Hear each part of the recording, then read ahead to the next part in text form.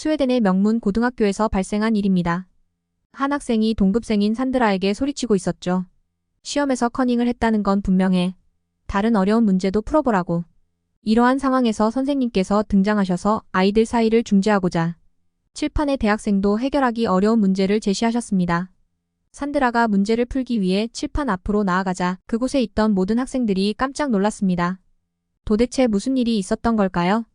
이 사연은 해외 커뮤니티 레딧에서 소개된 이야기를 재구성한 것입니다.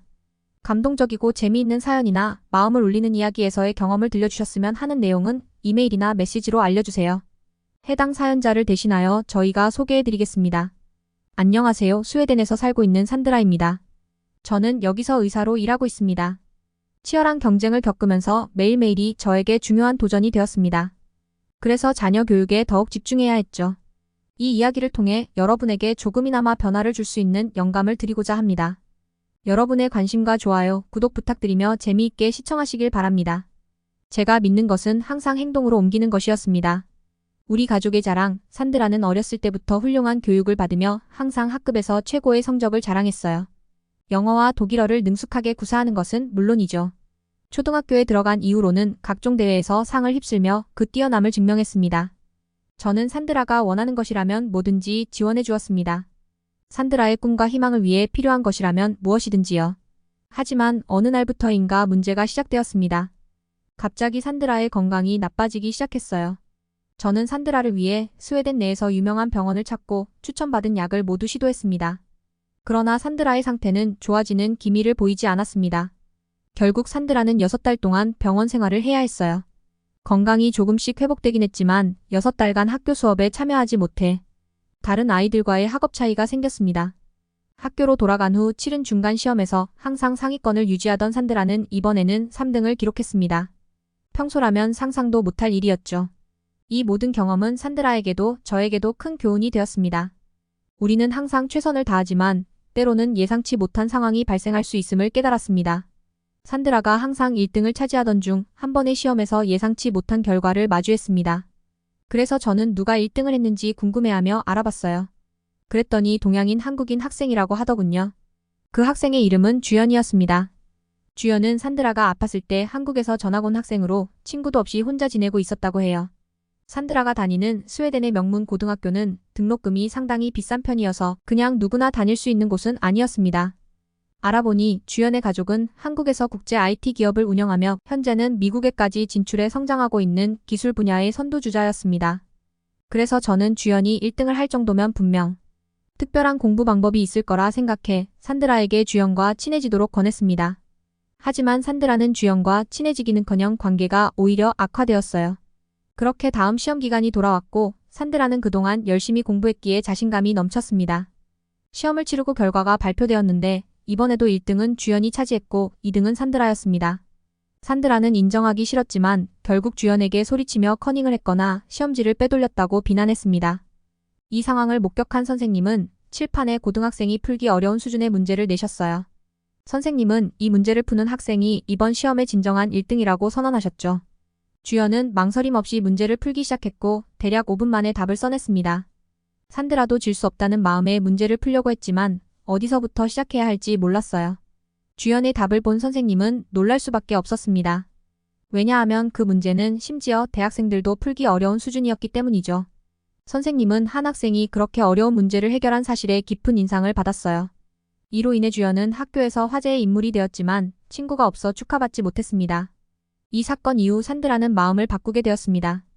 그녀는 주연을 인정하게 되었고 단순히 공부 비법을 알아내려는 것이 아니라 진정한 친구로서 가까워지고 싶다는 마음을 갖게 되었습니다.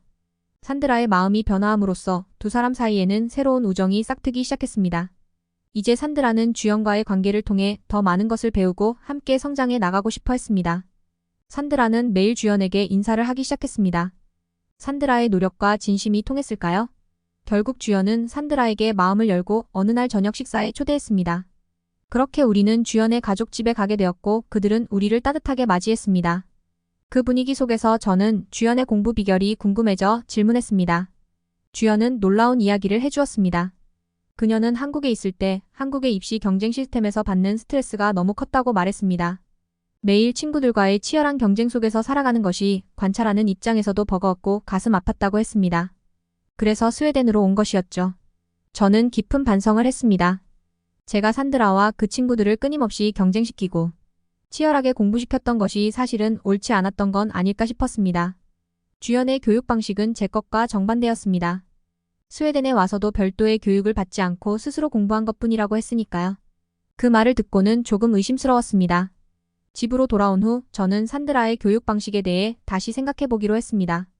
아이들에게 너무 많은 압박을 주는 것보다는 그들이 스스로 학습에 대한 열정을 갖고 자기 주도적으로 공부할 수 있도록 격려하는 것이 더 중요하다는 것을 깨달았습니다.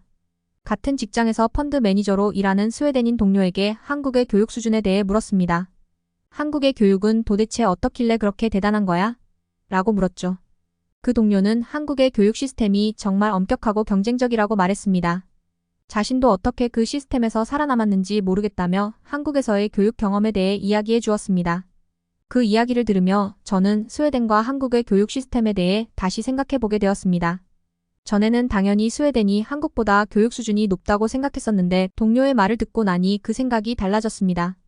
듣다 보니 영국보다 한국이 교육적으로 대단하다는 듯이 말하더라고요. 기회가 되어 산드라가 한국에서 교육을 받을 수 있다면 좋은 경험이 될 것이라고 말했어요. 저는 다시 주연의 부모님에게 찾아가서 한국의 교육에 대한 정보를 물어보았는데 마침 주연도 이번 방학에 한국에 간다고 하더라고요. 그래서 같은 날 비행기 티켓을 예매해 같이 가게 되었습니다. 이번 여행은 산드라에게 단순한 방학 여행이 아닌 한국의 교육 시스템을 직접 경험해보고 다른 문화를 이해하는 소중한 기회가 될 것입니다. 한국에 도착했을 때 저는 정말로 깜짝 놀랐어요. 사실 한국에 대해 별 관심이 없었기 때문에 공항이 그다지 인상적이지 않을 거라고 생각했었죠.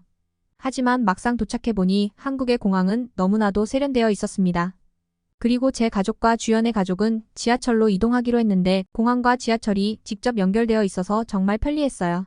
가져온 짐이 가볍지 않아서 걱정했는데 공항 내에 무빙워크가 잘 설치되어 있어서 공항에서 지하철까지 거의 걷지 않고 이동할 수 있었습니다. 지하철에 탑승하고 나서는 또 한 번 놀랐습니다. 스웨덴의 지하철과 한국의 지하철은 정말 차원이 달랐으니까요.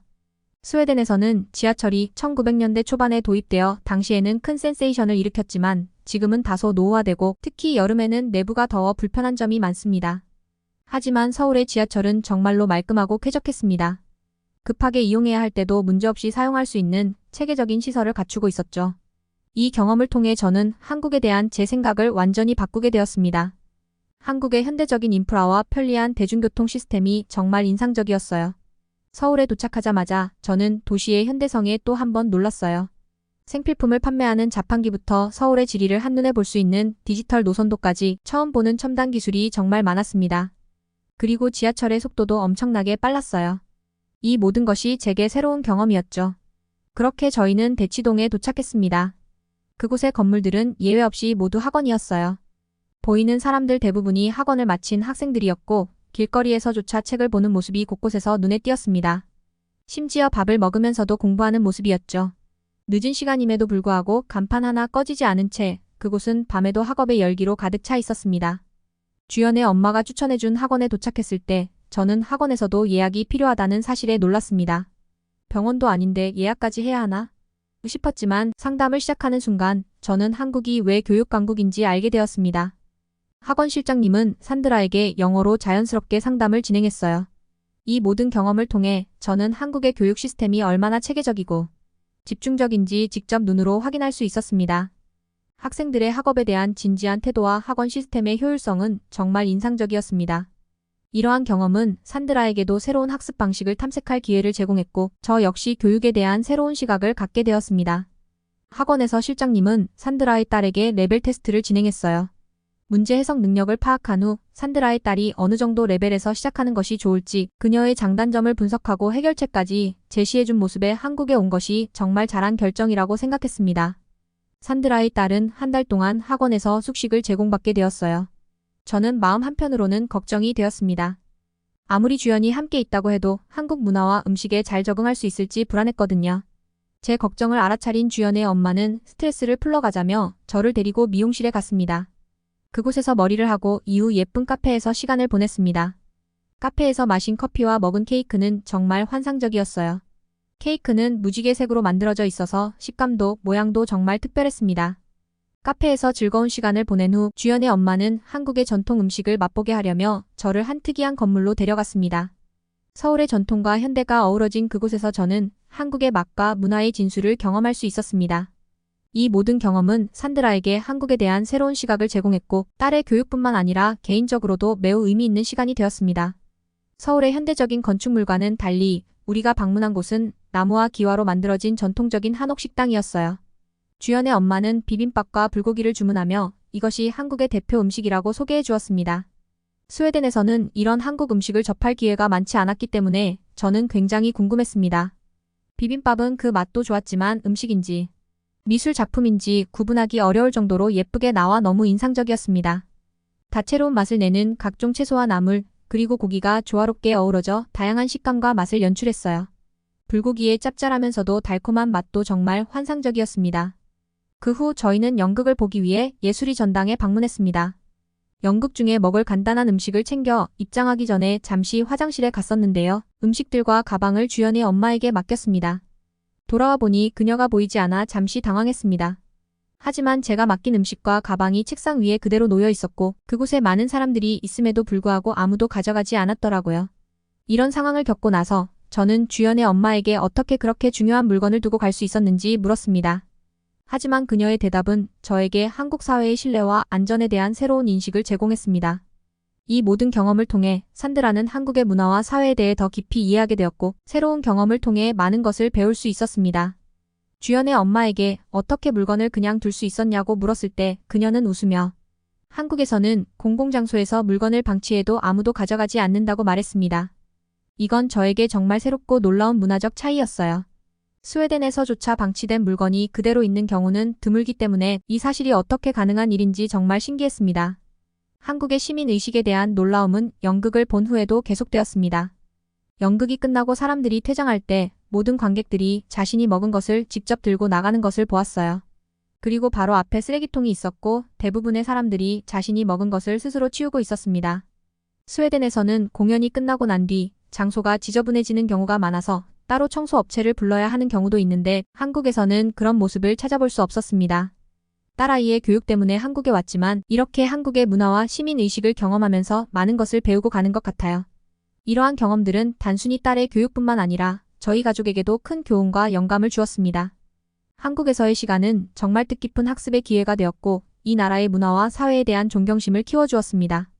한국에서의 생활이 마무리될 무렵 산드라에게 놀라운 변화가 일어났어요. 처음 한국에 왔을 때 레벨 테스트에서 75점이었던 산드라의 딸은 현재 97점이라는 놀라운 점수로 한국에서도 상위권에 속하는 실력을 갖게 되었습니다. 이런 변화에 저는 굉장히 궁금했죠. 한국에서는 도대체 어떻게 교육을 진행해서 아이가 이렇게 성장할 수 있는 걸까요? 학원 원장님께서는 학생의 수준과 약점을 파악한 뒤 단순히 문제만 풀게 하는 것이 아니라 그 풀이 방식에 대한 이해와 학생이 가진 약점을 강점으로 바꿀 수 있도록 솔루션을 제공했다고 하셨어요. 약점에 대한 문제를 반복 학습하면서 자신감을 키우는 방식이었다고 해요. 그 말을 듣고 나니 딸의 실력 향상의 이유를 충분히 납득할 수 있었습니다. 스웨덴에 돌아온 후 딸은 저에게 말했습니다. 대학은 한국에서 지내고 싶어요. 그 말을 듣고 저는 그녀의 결정을 적극 지지하기로 했습니다. 한국에서의 경험이 딸에게 긍정적인 영향을 미쳤다는 것을 보며 저 역시 한국의 교육 시스템과 문화에 대해 새로운 존경심을 갖게 되었어요. 이 여행은 딸뿐만 아니라 저에게도 많은 것을 느끼고 배울 수 있는 소중한 시간이었습니다. 산드라의 딸이 한국에서의 생활을 마치고 스웨덴으로 돌아온 후 그녀는 대학 교육을 한국에서 받고 싶다고 말했습니다. 제가 한국에서 경험한 바로는 한국은 배울 점이 많은 나라입니다. 그래서 저는 딸의 결정을 적극적으로 지지하며 추천했습니다. 산드라의 딸은 지금 한국 대학교에 입학하기 위해 열심히 준비하고 있습니다. 이야기 어떻게 들으셨나요? 여러분의 구독과 좋아요는 저희가 더 좋은 콘텐츠를 만드는 데 큰 도움이 됩니다. 마음을 울리는 이야기에서는 더 풍성한 이야기를 들려드리겠습니다. 시청해주셔서 감사합니다.